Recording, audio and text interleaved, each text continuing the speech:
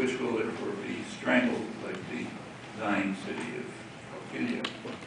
The Israeli side of the road provides settlers in the West Bank with easy access to Jerusalem and beyond in Israel. The Palestinian side, of course, controlled by the Israeli army, has no access to Jerusalem. Part of the moving those who live like dogs to the east. It's a form of step towards voluntary transfer.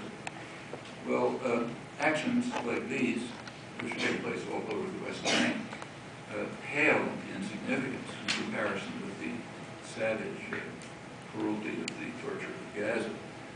Needless to say, what is taking place in the occupied territories daily is vastly more significant than the words that are exchanged at Annapolis, which in fact are so vacuous that I won't even bother commenting on.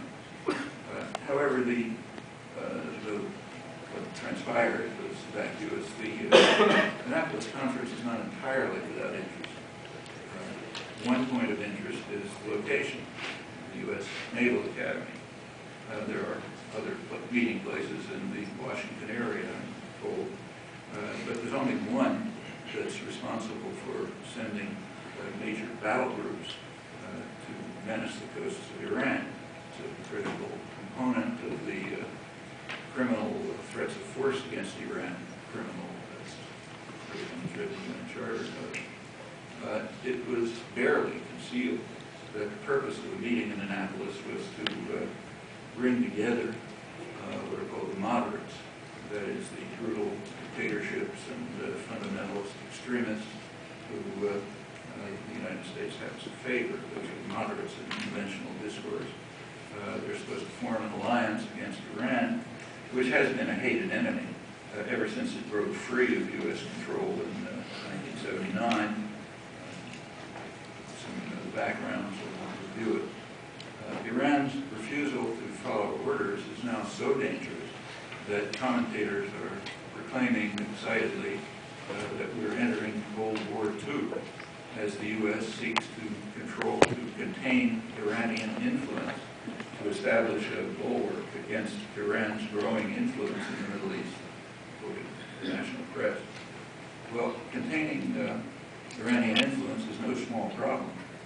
In Iraq, good relations with Iran are welcomed by much of the majority Shiite population. The largely Shiite South is now virtually out of control of the occupying army with the British withdrawal. It also happens to be the source of most of Iraq's enormous oil reserves. Prime Minister al-Maliki, who's Washington's man in Baghdad, met last August with Iranian Supreme Leader Ali Khamenei and President Ahmadinejad and other senior officials, and he thanked Tehran for its positive and constructive role in Iraq.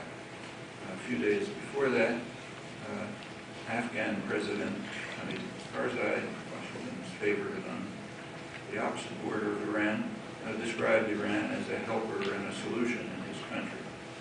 In Lebanon, according to polls, most Lebanese see Iranian-backed Hezbollah as a legitimate force defending their country from Israel. Polls according to the Washington Post. In Palestine, Iranian-backed Hamas won a free election, eliciting savage punishment of the Palestinian population by the U.S.-Israeli alliance for the crime of voting the wrong way. It's another notable episode of what's called democracy promotion. And even in the moderate states, so-called ruled by U.S.-backed tyrants, therefore moderate, sympathy for Iran is unpleasantly strong, so reports indicate. Well, worse yet, Iran has been admitted as an observer to the Shanghai Cooperation Organization, which also includes Russia with its enormous resources, and the Central Asian states, and has called for removal of the U.S. military presence from the Middle East. The U.S. requests to gain an observer status was rejected, and China is even making inroads into the jewel in the crown, namely Saudi Arabia. Moves towards independence that are called Iranian influence in the doctrinal system these definitely do threaten Washington's control of the world's major oil energy resources. And to stem that tide, it's worthwhile to take the day off for photo ops in Annapolis. I like the front page photo that you saw in the New York Times and elsewhere showing Abbas and Olmert gazing worshipfully at Sahib as his arms closed. Well, the official story is a little different. Just keeping the newspaper record, the theme of the lead story before the day before the Annapolis meeting was George Bush's, quotes, ambitious vision. The two-state peace he has pronounced as his vision. The White House mantra since 2002, two states, Israeli and Palestinian, living side by side in peace and security. Actually, the word vision appears about half a dozen times in the article. It's in accord with a journalistic convention. Previous presidents had ideas and proposals and so on. George Bush had visions. Continuing with the received standard version, there are barriers to realizing Bush's vision. One is that Hamas rejects the vision and seeks only the destruction of Israel. Although other Arabs, like the Saudis, are slowly coming along, and the Annapolis meeting is supposed to provide solid evidence of that slow Arab reconciliation. This Times Jerusalem correspondent Stephen Erlanger. Maybe even the Palestinians will join under the official moderate Abbas.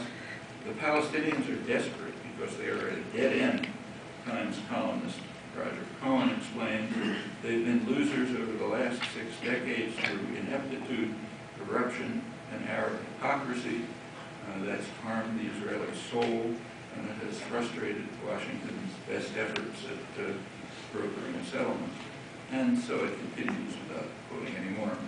The U.S. is the honest broker. Israel seeks peace, but is threatened with terror and destruction. Although some Arabs are slowly beginning to consider the peaceful accommodation for which the United States and its Israeli ally have yearned for so many years, and that has become the White House mantra under Bush. Well, notably missing from the impressive stream of rhetoric are any facts. And there's a good reason for that. Facts are annoying. They're inconvenient. I'll very briefly review the record with apologies for most of you, I'm sure, are familiar with the history. So let's begin with the slow Arab reconciliation, which is maybe beginning at Annapolis. Actually, it began 35 years before Annapolis, when Egyptian President Anwar Sadat offered Israel a full peace treaty in accord with what was then official U.S. policy. This was in return for Israeli withdrawal from the northeast Sinai, Egyptian Sinai, where the labor government, as the Dove, was violently expelling thousands of farmers, destroying their towns, their mosques, their cemeteries, driving them into the desert to build the walled Jewish city of Yamit, and a string of kibbutzim surrounding. Israel recognized Sadat's proposal to be a genuine peace offer, but decided to reject it. Henry Kissinger won an internal bureaucratic battle in the United States, and the U.S. adopted his position, which he called stalemate. No negotiations, just forced, therefore supported Israel's rejection of the offer. That was a fateful decision, one of the most fateful decisions in the history of this confrontation. By choosing expansion instead of peace, Israel established the fundamental relation of dependence on a foreign master, and that's a decision that persists with bitter consequences. Well, the slow Arab reconciliation, which began in 1971, continued in 1976, when the leading Arab states brought to the United Nations Security Council a resolution calling for a two-state settlement on the internationally recognized border with guarantees for the security of every state in the region. recognized borders, and so on. The resolution adopted took over the wording of what everyone agrees to be the basic international instrument, UN 242, adding the 242 said nothing about Palestinians, except that they're refugees. This 1976 resolution essentially took UN 242 and extended it to a call for a Palestinian state in the occupied territories. Israel refused to attend the session. Instead, it bombed Lebanon, killing 50 people, scarcely even offering a pretext, as reported here, but greeted with a yawn. The United States vetoed the resolution. Bear in mind that a U.S. veto is a double veto. One, whatever's vetoed isn't implemented, and secondly, it's vetoed from history, as this one has been. Also another one very much like it in 1980.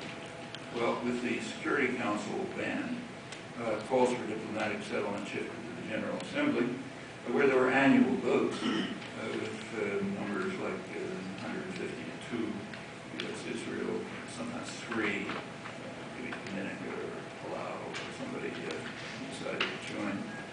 Rarely even ever reported as considered too boring. The most striking incident was in 1988, 1989. That's when the Palestinian National Council formally accepted a two-state settlement, and Israel did respond. There was a coalition government, Shimon Peres and Yitzhak Shamir. They responded with a declaration that there can be no additional Palestinian state between Israel and Jordan. Additional because Jordan already is a Palestinian state according to the coalition government. It's Shimon Peres, the peacemaker. Furthermore, the declaration stated that the fate of the territories will be settled according to the guidelines of the State of Israel. The United States immediately gave full backing to this proposal. It's the Baker Plan, James Baker, of December 1989. He added only that if any Palestinians are permitted to take part in negotiations, they'll have to accept this framework. Recall that this is the Bush 1 administration. That is the one that's condemned as being anti-Israel.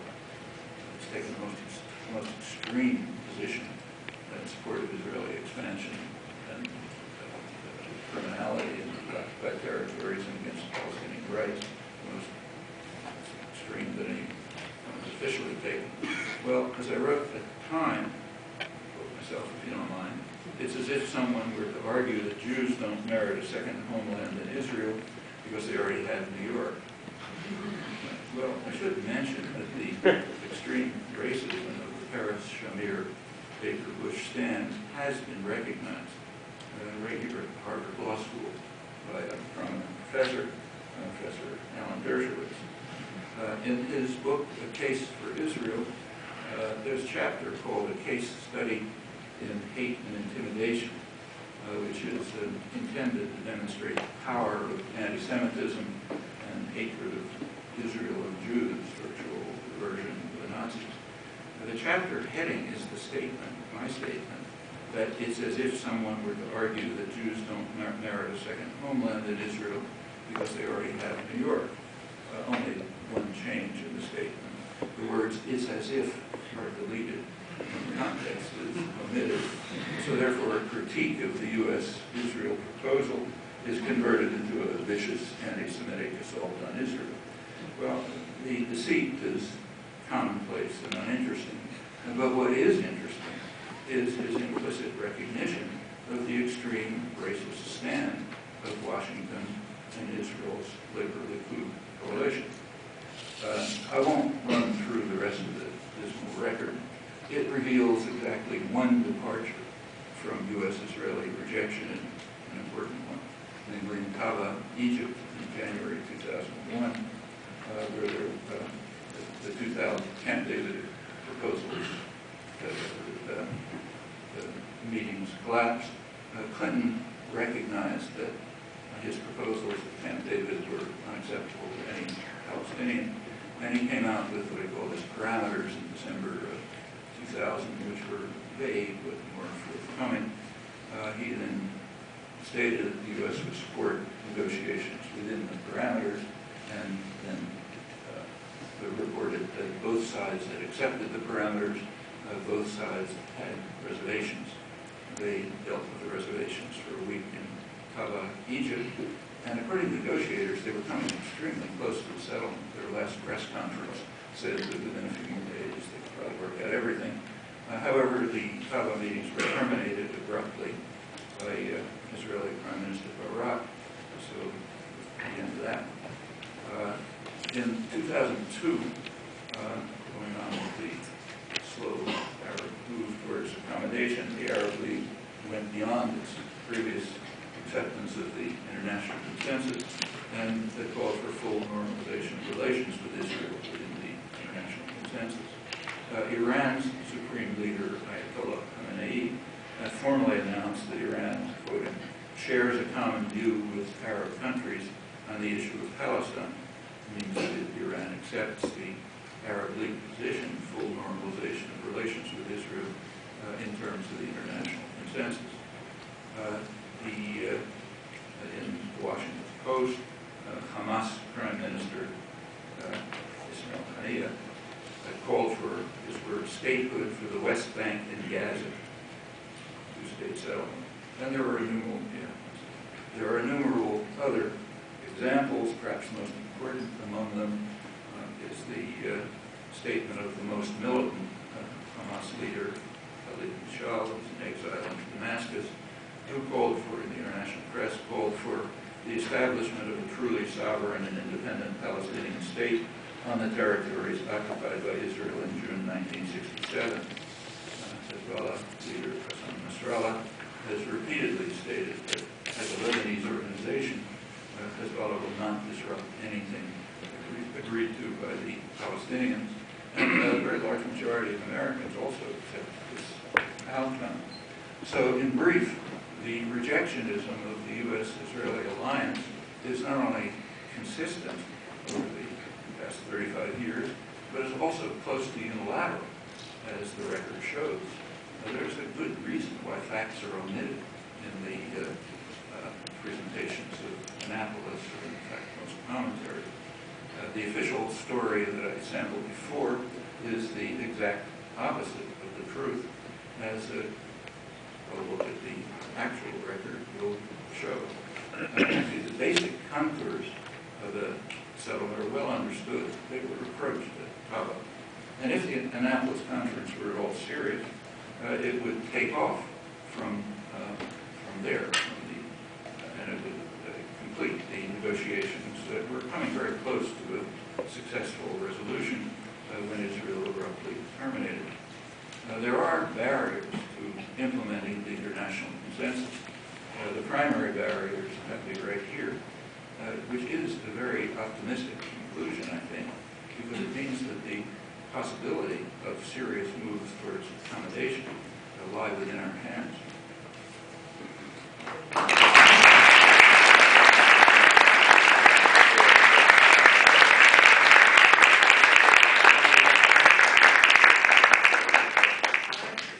While we're shifting from one speaker to the other, folks move down to the room. We're sitting in those stairs, and you're welcome to come in.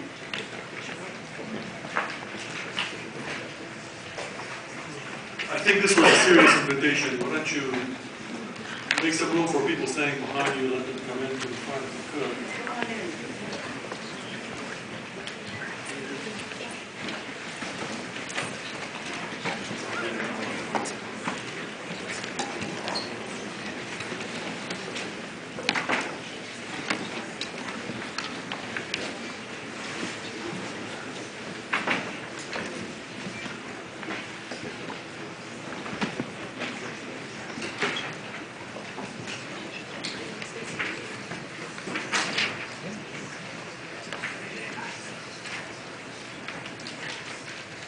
I see my task today is focusing less on the powerful forces in this conflict, the United States, Israel, and more on the weaker party, the Palestinians, and cluing you in a little bit on more of an internal Palestinian conversation. The Palestinians in the occupied territories are being force-fed a state, or two, depending on the Gaza, after many decades of demanding one. I say force-fed for two reasons. First, the needs, the desires, the rights of the overwhelming majority of Palestinians, the several million refugees who constitute the oldest and one of the largest refugee populations in the world for almost 60 years now, and the Palestinian citizens of Israel are excluded from the conversation that's going on in this peace process, as is one of the major political tendencies within the Palestinian scene, that of political Islam or Hamas. They're completely outside the entire framework of the discussion. And two, because a viable state that can be a territorial home for Palestinians to flourish as a political community is not on the table.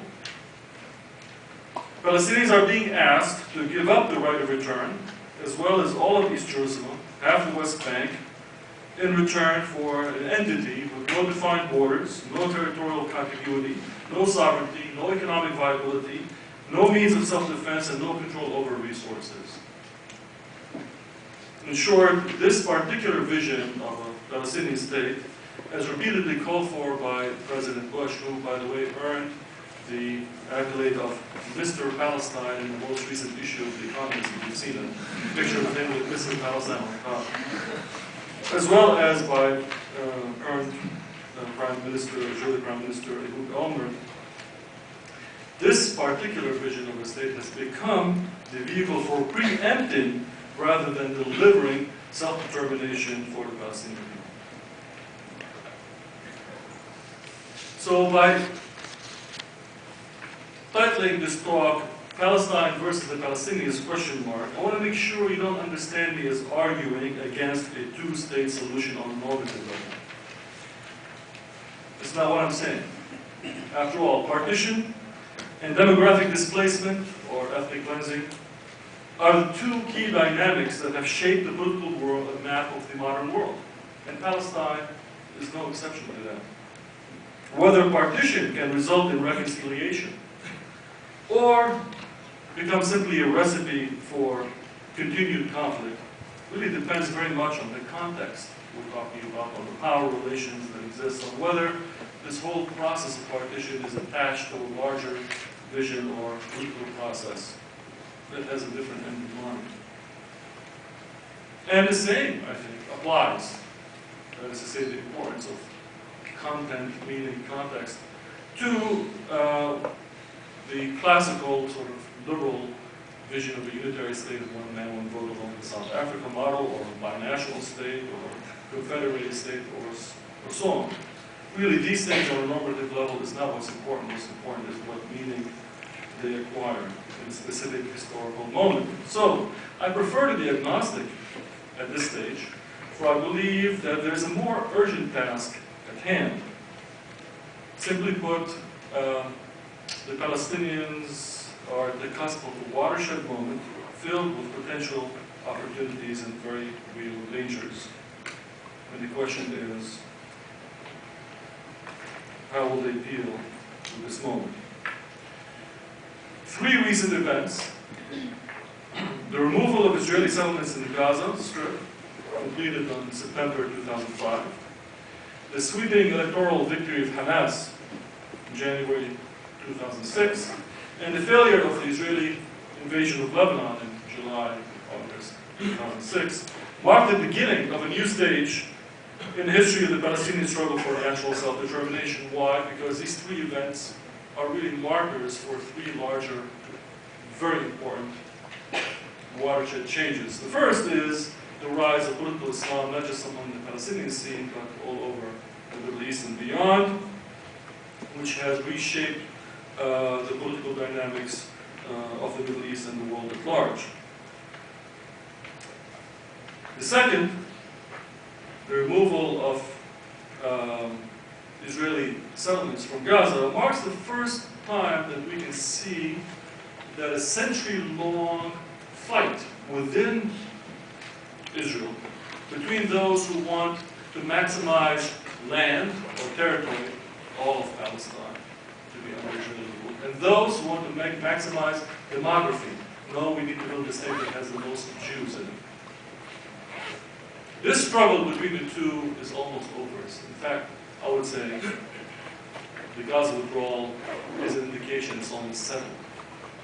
And it's been instantiated through, of course, a number of major physical projects that have cost tens of millions of dollars a wall, the building of 5 major settlement blocks, integrating them through a highway and other kinds of systems into Israel proper, and a huge system of control of movement of populations, turning most Palestinian settlements into disconnected islands, open-air prisons. That is the expression of this compromise. We know for the first time that the only state that has not yet declared its borders is on the verge of doing so. And the third event, the failed invasion of Lebanon, also points to a larger truth, and that is that the use of force is paying less and less dividends, as we know from Iraq, Afghanistan, and elsewhere.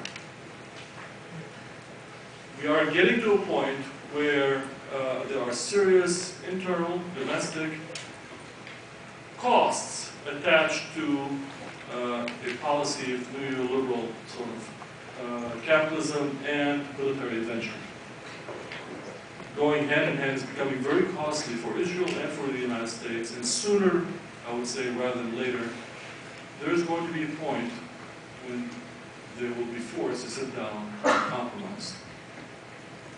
Will the Palestinians be ready for that moment?